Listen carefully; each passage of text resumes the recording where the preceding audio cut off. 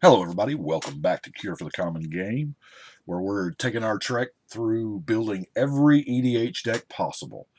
Now, if y'all will remember, I'm not showing the general here because it's, I don't know, suspense thing. But anyway, if you remember, if you watched way back episode number, I believe it's 3, I did an episode on, that was before I started numbering the decks.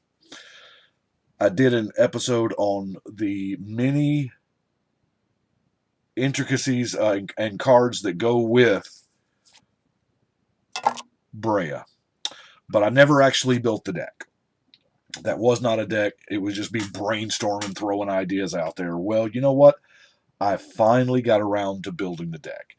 Now it's taken quite a lot, honestly, with all the other decks I've been building, and I've had this deck box out, and as I trade or buy collections or whatever, and I get a card, I'll throw it in there, and I don't know, I threw in, like 150 cards and I had to narrow it down. But anyway, this is my version of Breya, Etherium Shaper. Now, I am playing very heavy creatures. It's like 29 creatures. You don't see that a lot with Breya decks. It's normally a lot more combo-ish. Do have some combos in here. I think I'll start with those. Some of the most common ones is, of course, the Thopter Foundry along with the Sword of the Meek to get that infinite engine going. And then we have Thopter Assembly, which obviously is going to return your hand and to give us 5 Thopters, which conveniently we need 5 artifacts to sack to time save. So if you can control the fact that you don't have any of the Thopters, which is not a problem because you can just sack them to Breya to do other things. So, and this will give you infinite turns, albeit with some work. And it is, I don't really mind the time save Thopter assembly infinite turns thing because it's not really a lock. It's a lot of pieces. It's very easily interacted with. You can take out any one piece and it just crumbles. It is a 2-card combo, but it is pretty sweet when you get it off. Anyway, let's look at some ramp. Well, in this deck, there is some ramp in the form of course, we have Soul Ring, Mana Vault, Thran Dynamo, Hedron Archive, and Sisay's Ring. But I have a Dark Steel Ingot and a Felwar Stone, more for fixing than anything else. And as you saw, these absolutely sweet unstable lands. I don't have a whole lot of basics in the deck, but the basics I do have are unstable because, I mean, gosh dang it, they're so gorgeous. Look at that. Scoot over. Look at that. Oh, man. Y'all have seen them. I won't dwell on about basic lands. Let's see. Well, let's roll through these creatures, shall we? Now, Disciple of the Vault combos with dang near every card in the deck almost. It's just all your sack outlets. It's just a huge benefit. And we do have some sack outlets in the form of Crack Clan Ironworks and, of course, the Ashnod's Altar to trigger that. Now, of course, the Sculptor here. Whoop, trying to get it recentered for you. I notice it focuses a little bit better if it's in the center. The Sculptor essentially makes your deck cost 1 less because we have a whole lot of artifacts. Let's try to look at some of these non-artifacts. I mean, of course, we have the Engineer, which is our mana dork that just taps for 2 mana of any one color. That's the beautiful part. I mean, Bray is a 4-color deck, so there is quite a bit of actual mana constraint there, especially in her. She's all 4 specific. We have the Chief Engineer, letting your dudes help cast your artifacts, which kind of gives them, quasi affinity for creatures ish almost. Speaking of affinity, we're gonna look at. Hold on, where are you at? I think this guy is, I don't know, he's just not recognized enough for me. I love him to death. I have never, ever, ever paid 11 mana for him. I rocked this guy back in Standard and original Mirrored and Standard, and he was ridiculous. Uh, there was actually a big old long article written on him explaining why he cost 11 and not 10. Because at the time, if he'd have cost 10, he would have absolutely broken the format. It's a great article. It's on the mothership. You can go back. Um, and of course, since he does enable other really big, ridiculous things, like once you get the Mouth of Golem down and all your artifact creatures have affinity for artifacts, it makes things cost way cheaper than they should, like your pair of Colossus buddies. Now, I like me some Darksteel Juggernaut because this guy gets ridiculously huge and he's indestructible. So what if he has to attack it every turn? I don't care. It's not like he's dying. But Steel Hellkite is a good form of permanent control. Metalwork Colossus kind of goes along with the big boys, but he has like super affinity for artifacts. That's all I know to call it. Steel Overseer is going to help out the team. It's going to help out the team a whole lot considering we have the Unwinding Clock. Now, the Unwinding Clock is just the greatest card in the deck, I believe. It lets your Steel Overseer untap on everybody's turn and your dudes get ridiculously big by the time it's your turn. Yeah, if that's all we're doing, that's not that much. But y'all remember that Mana Vault? Yeah, it gets sick. The things that tap to do their thing, Unwinding Clock makes them ridiculous. Like, I don't know, Planar Portal, or if you've got the mana, Planar Bridge. Let's do that on everybody's turn. Even, I mean, the Voltaic Key is not so much, that's this. I almost consider Voltaic Key mana ramp because most of the time we're untapping the vault. But if we're untapping on every single person's turn, and okay, first off, we're so far down this rabbit hole, let's go all the way. If we're going to untap all our artifacts on everybody's turn, let's lock everybody out of the game. Okay, yeah, I know. A lot. Everybody's just half of y'all just turned it off, but you know what? Breya is this kind of deck. Breya is not a we're just gonna chill around and play with a few Thopters. No, Breya is hardcore, nose to the grindstone. We're gonna control this game. Now, let's see what else we got. Of course, the Master Transmuter is a beautiful card because you can just I don't know, return one of your artifact lands and pop down a Blightsteel. That's fair and balanced. Leonin Abunus is beautiful because it gives all your artifacts hexproof. Way better than Shroud. Hexproof because you can still target them. Now, granted, he's not an artifact. Everybody can't be perfect.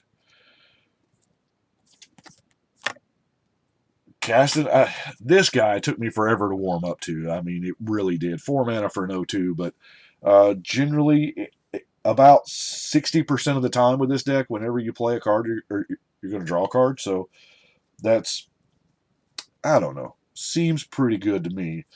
Shimmer Mirror is my Veldalkin Ore-ish card. It does have its advantages simply because, yeah, it certainly has its disadvantages. It dies to literal everything. But it also can be free with your Golem. Speaking of Golem, I've got the Golem in town, Mr. Karn. We'll be seeing him again in a couple months on Dominaria. Now, I'm pretty sure we're going to be seeing him as another Planeswalker card. There's no way in hell they will reprint the current Planeswalker Karn because they're not going to reintroduce that into Standard. So we'll be getting a new Planeswalker Karn, I'm relatively certain. But this guy is really good. He makes it where you can selectively, because people play Ras, we all do. I mean, we're playing a couple here. I'm playing Day of Judgment, and Scour Glass, because Scour Glass is not really hurting us, but Karn can selectively pick off your opponent's artifacts. I'm not running the crazy Miles of the Lattice and March of the Machines deal, obviously, or Darksteel Forge. Darksteel Forge is an amazing card. I want to put it in. I got to have another copy, but I didn't think that was worth holding back the deck. And I don't know, something about Darksteel Forge just makes it just a little. And I realize we are, as I said, we're down that rabbit hole. But Darksteel Forge, man, that's harsh. Aethersworn Canonist is a 2-drop, draws a whole lot of hate. I mean, she draws it, but if it takes a couple of turns for somebody to deal with her, you've got a couple of turns off of her. It's one spell a turn. Like the Command Zone boys say, we're all playing until you can generate that integral turn where you cast 3 or 4 spells that turn and they all interact, but they have to be done right then or else, and then you just win. You may not win that turn, you may win a couple turns from then, but this prevents that, at least from everybody but you. Oh, did I mention we were untapping every single turn? This is really good. Creature or enchantment. Sharding Sphinx is I'll admit, it's a fringe card. Not a lot of people play it. We do have a lot of artifact dudes. Does make a bunch of Thopters. And, it could potentially be cut. It is a 6-mana 4/4 flyer, but it's nowhere near as good as the big convenience store here. That's right. It's the 7-Eleven Island Walk Trample Shroud, because why not? Island Walk and Trample. Yeah. Magister Sphinx is an amazing card. It's going to instantly make someone have a very bad game. You're going to set their life total to 10, and then in successive turns, you're probably going to set everybody else's life to 10. Because Miss Saheeli Rai is just going to continue to make copies of it, and poop, poop, poop, poop. Yeah, that's. I am running Saheeli. She's amazing. I'm not running a kitty cat to go with her. No. She's plenty fine with every other card in the deck. Sphinx of the Steel Wind is our artifact version of a Chroma with, all the abilities that it shouldn't have. And even the Breya's predecessor here. Everybody was rocking Shroom until Breya came along, and then Shroom kind of got, left by the wayside. She's really good. She does go infinite with some things that I don't have in here. Sculpting Steel and the Metamorph, things like that, and for all the ETB triggers and die triggers, and it's really cool. But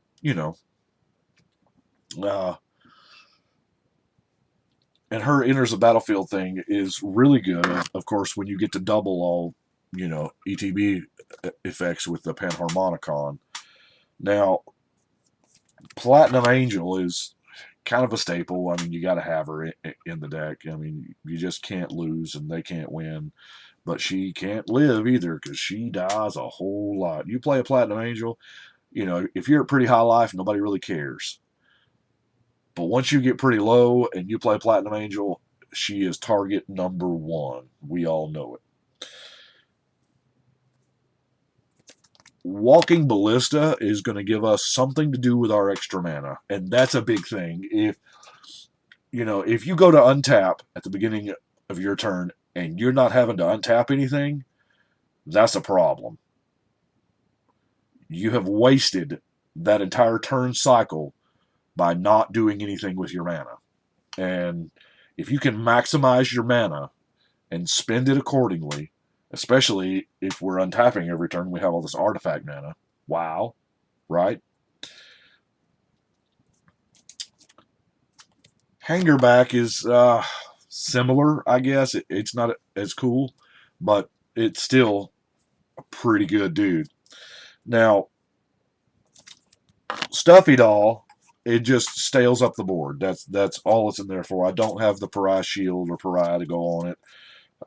It seemed a little too narrow, but I like Stuffy Doll. It's not. It's more of a, you know, of course, it's a defender effectively. I'm trying this guy. He's new from Rivals. I really, and I think this style deck, 4 and 5 color decks, is how you do it because he's 4 mana or free. It doesn't matter. But he is going to be ridiculously big. We don't have a whole lot of lands that have the same name. I mean, I'm running 3 plains, 3 swamps, 4 islands, and 1 mountain. Everything else are one of lands, obviously. So there's a good chance this guy's just going to be big. Just, I mean, so I don't know. I'm going to try him, see how it works out. I don't have to try Jorkadine. I know how awesome Jorkadine is. And it's just he's almost like a mini general inside the deck because by the time that you cast him, you will have Metalcraft. I mean, this is the deck for Metalcraft. And you know what? If you get lucky enough to be able to cranial plate that guy, so much the better. Mirrorworks. I love Mirrorworks. And Mirrorworks, if it's on the board, it's kind of the only thing that makes me not cuss when I draw those late game mana rocks because, wow, now I can get double my mana rocks. Why buy one when you can buy 2 for twice the price? I am running good old-fashioned Diabolic Tutor. And speaking of tutors, Fabricate, which is dang near the same thing in this deck. We also have Whir of Invention, which, like I said, here we're, it even has Improvise. So, I mean, your artifacts, wow. And you just put it on the battlefield. So I don't know if I'm going to get anything besides Planar Bridge, but maybe. Acquire, get you a second Mana Vault or a second Soul Ring or whatever the heck you want out of your opponent's deck. I love it. Now, Roar of Reclamation, because, somebody's going to wipe all artifacts. It's just a matter of time. And when they do, you've got the Roar to bring them all back. Mirage Mirror is great. It's whatever you need it to be. I actually kind of like this a little more than Sculpting Steel because it's whatever you want at the time. You don't have to commit to, on turn 3, whenever you cast it, it's the same thing for the rest of the game. This is whatever you need it to be, and that I love. And the last card I've got, the last non-land card, is another card I'm trying out, Storm the Vault. Now, you've got to deal combat damage to trigger the dang thing. Oh, no, I'm sorry, you don't. At the beginning of your end step, if you control 5 or more artifacts. So, hell, we don't even have to do combat damage because in this deck, you're probably going to be, when you can cast Storm the Vault, you're probably going to be pretty close. And just FYI, just so y'all know what it flips into, I don't play a lot of flip cards because I am the guy that double, triple sleeves his stuff, but Vault of the Catlicon is fuzzy, apparently. Let's see what we can do about that. It is a better Tolarian Academy. Now, Tolarian Academy is a very, very old card, very busted, and very much banned. I have a copy here. I'll show you that's it's got some tear damage on it. But this is what Tolarian Academy was. And believe it or not, this card was in Standard. It dominated every format that it's ever been in, and it still does. Any format where Tolarian Academy is legal, it's busted. And but the problem with Tolarian Academy is if you don't control any artifacts, somebody wipes your board, it does nothing. But this one is, you can still get mana of any color anyway, which is, hella useful in our 4-color deck. Which I think I only have 3, correct me if I'm wrong, I have 3 red mana pips in there, so it's not exactly, let's put this back in the sleeve here. But that is what I have got for Breya. I do apologize it took me so long. It just, life happens. But I do appreciate y'all watching. Y'all let me know what you think. But right now, we're going to shuffle and cut.